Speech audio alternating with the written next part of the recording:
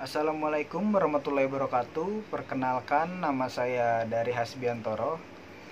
Beberapa waktu ke depan saya akan mempresentasikan tentang paradigma hukum. Baik, yang pertama itu hukum sebagai paradigma, yaitu suatu perspektif dasar yang membawa pada kebutuhan untuk melihat hukum sebagai institusi yang mengekspresikan paradigma tersebut, yang tidak dapat diabaikan tanpa mengalami gangguan dalam pemahaman mengenai hukum, karena dengan mengetahui paradigma yang ada di belakang hukum, maka dapat memahami hukum lebih baik daripada tidak mengetahui paradigma hukum tersebut. Paradigma hukum ini terbagi menjadi 4, yaitu hukum sebagai nilai, lalu hukum sebagai ideologi, hukum sebagai institusi, dan yang terakhir hukum sebagai rekayasa sosial. Yang pertama, hukum sebagai nilai. Salah satu paradigma hukum adalah nilai, sehingga hukum dapat dilihat sebagai sosok nilai, yaitu sebagai perwujudan nilai-nilai yang mengandung arti bahwa kehadiran hukum adalah untuk melindungi dan memajukan nilai-nilai yang dijunjung tinggi oleh masyarakat. Hukum bukan merupakan institusi yang kosong, moral, atau steril. Terdapat moral, di mana salah satu perbincangan mengenai hukum adalah tuntunan agar hukum dapat memberikan keadilan, sehingga eksistensi dan kemampuan hukum dapat diukur dari seberapa jauh hukum telah mewujudkan keadilan. Lalu parameter gagalnya hukum sebagai nilai atau moral. Yang pertama itu kegagalan untuk mengeluarkan aturan atau suatu sistem harus mengandung aturan-aturan. Lalu yang kedua itu kegagalan untuk mengumumkan aturan tersebut kepada publik atau aturan yang telah dibuat harus diumumkan. Lalu yang ketiga itu kegagalan karena menyalahgunakan perundang-undangan yang berlaku surut. Lalu yang keempat, kegagalan karena membuat aturan-aturan yang saling bertentangan. Lalu yang kelima itu kegagalan karena menuntut dilakukannya perilaku di luar kemampuan yang diatur. Lalu yang keenam itu kegagalan karena sering melakukan perubahan. Tidak boleh ada kebiasaan untuk sering mengubah aturan sehingga menyebabkan orang kehilangan orientasi. Dan yang ketujuh itu kegagalan untuk menyerasikan aturan dengan praktik penerapannya. Harus ada kecocokan antara peraturan yang diundangkan dengan pelaksanaan sehari-hari. Lalu yang kedua itu ada hukum sebagai ideologi. Hukum sebagai lembaga normatif adalah merupakan bagian dari proses sosial yang lebih besar dan merupakan penekanan dari hubungan-hubungan yang berlangsung dalam masyarakat. Hukum tidak otonom, di mana analisis mengenai materi ideologi hukum merupakan salah satu topik sentral teori hukum dewasa ini. Menurut Karl Marx, mengumumkan pendapatnya bahwa hukum adalah tatanan peraturan untuk kepentingan kelas orang berpunya dalam masyarakat yang menjadi paradigma ideologi dalam perumusan hukum. Menurut Karl Marx, bahwa ideologi hukum suatu kompleks pendapat atau pernyataan dalam bentuk suatu pemihakan kepada nilai-nilai tertentu mengenai pernyataan yang dipegang oleh suatu golongan yang berkuasa, yang dalam analisis tersebut hukum mencerminkan ideologi kaum borjuis. Hukum sebagai ideologi. Paradigma ideologi dalam hukum dapat dijumpai dalam bidang hukum kontrak, sebagaimana lazim dikenal sekarang adalah produk dari abad ke-19, di mana pada abad ke-18 kontrak bukan merupakan hasil dari persetujuan individual, melainkan implementasi praktis, kebiasaan dan kaidah tradisional. Ideologi komunal tersebut tidak mengenai kontrak sebagai hasil suatu persetujuan. Hal yang berbeda dengan pandangan tersebut, faktor ideal yang mendasari konsep kontrak pada abad ke-19 adalah persaingan bebas sebagai akibat dari interaksi antara sesama individu yang merdeka dan memiliki kedudukan yang sama. yang kemudian faktor ideal tersebut mengharuskan adanya persetujuan yang dilakukan secara eksplisit bagi timbulnya hubungan kontrak. Lalu yang ketiga, ada hukum sebagai institusi.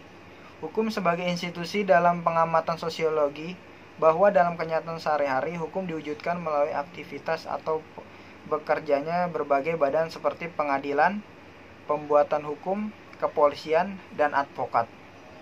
Yang melalui badan-badan tersebut, semua cita-cita hukum, gagasan abstrak, doktrin, dan sebagaimana diusahakan menjadi kenyataan dalam kehidupan sehari-hari.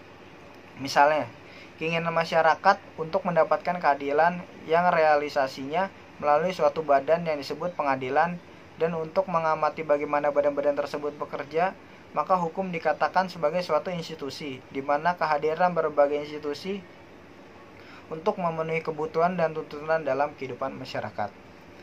Institusi adalah suatu sistem hubungan sosial yang menciptakan keteraturan dengan mendefinisikan dan membagikan peran-peran yang saling berhubungan di dalam institusi, di mana para pihak dalam institusi menempati dan menjalankan perannya masing-masing, sehingga mengetahui apa yang diharapkan orang darinya dan apa yang diharapkannya dari orang lain.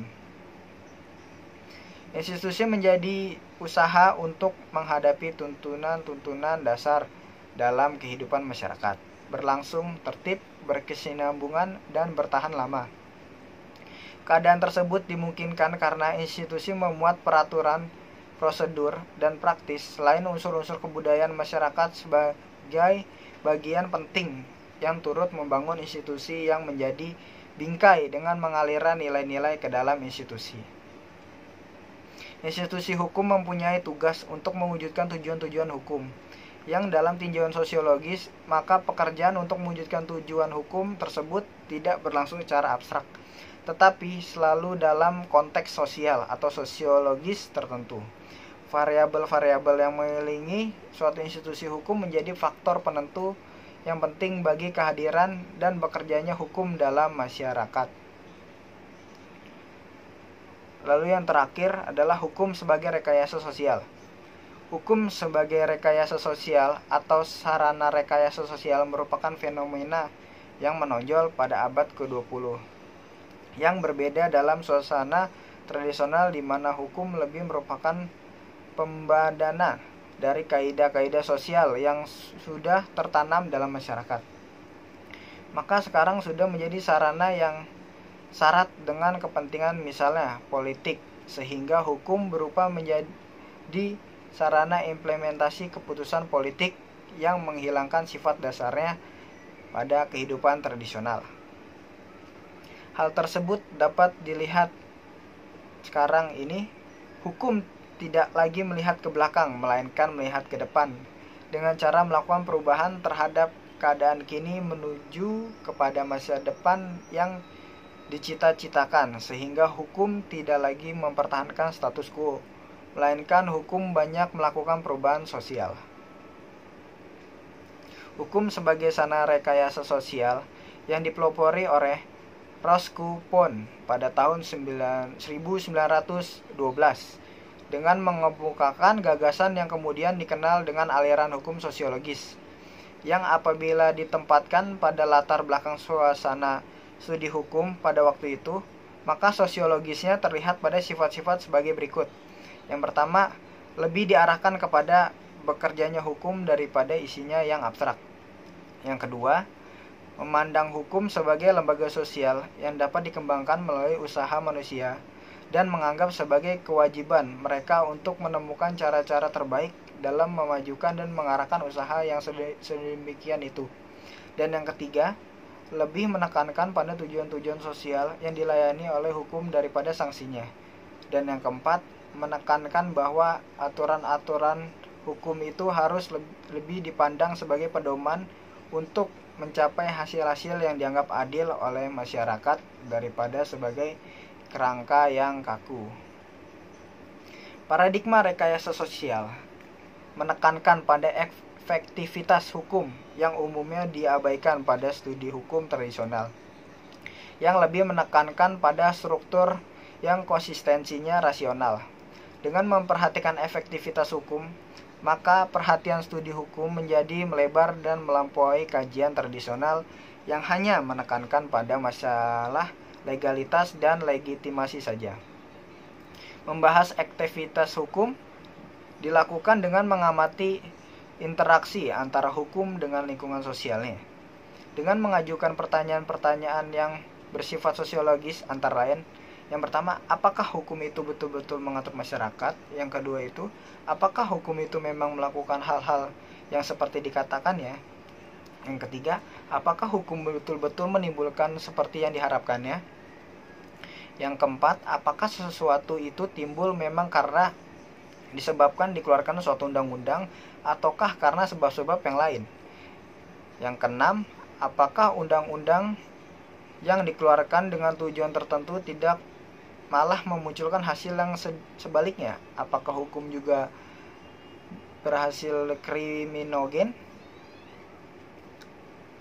Lalu, penggunaan hukum sebagai sarana rekayasa sosial membawa kita kepada penelitian mengenai kaitannya antara pembuatan hukum atau cara-cara yang dilakukan oleh hukum dengan hasil atau akibat yang di kemudian muncul. Langkah-langkah dalam rekayasa sosial diawali dengan mendeskripsikan situasi yang dihadapi dengan baik, kemudian melakukan analisis terhadap penyusunannya, selanjutnya melakukan verifikasi hipotesa-hipotesa, dan kemudian melakukan pengaturan efek hukum yang dibuat. Mengkaji penggunaan hukum untuk merekayasa masyarakat juga akan membawa pada pembahasan tentang kemampuan dan batas-batas kemampuan hukum untuk melakukan rekayasa tersebut. Beranjak dari kajian sosiologi, maka tindakan-tindakan yang dilakukan dengan sengaja tidak selalu mampu mengidentifikasikan dengan baik dan tuntas semua fungsi yang ada pada sarana yang dipakai untuk melakukan tindakan rekayasa tersebut. Sekian dan terima kasih. Demikian presentasi dari saya. Bila ada kurang mohon maaf. Wassalamualaikum warahmatullahi wabarakatuh.